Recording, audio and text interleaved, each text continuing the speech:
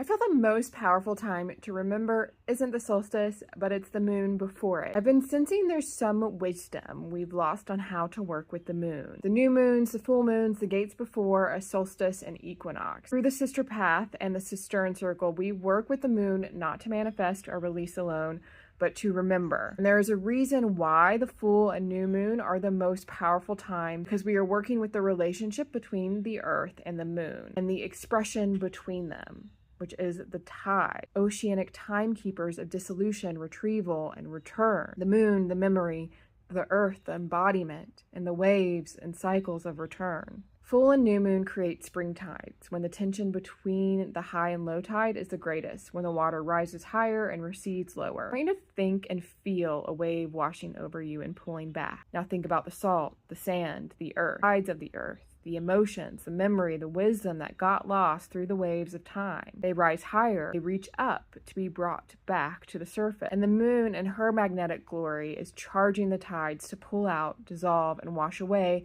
what is no longer the earth's to hold, and raise up what is. Through your own waters and tides in your body, you're carrying the same process. You are able to remember what was lost and returning what is ready to be found, hearing and transducing the grains of salt and sand that broke apart, back through the body into the lived experience. The new moon before the solstice on June 14th happens to be a king tide, when the moon is closest to the earth, and just a few days before the solstice when the sun is tilting, creating an even more auspicious time to retrieve what is lost below. Tides rising higher, the water moving lower, and what you can't see on the shore is the deep stir created below, pulling up the waters in the dark depth of the ocean to rise again. This is the deep upwelling of nutrient-rich water, or nourishing wisdom, up to the surface to be embodied.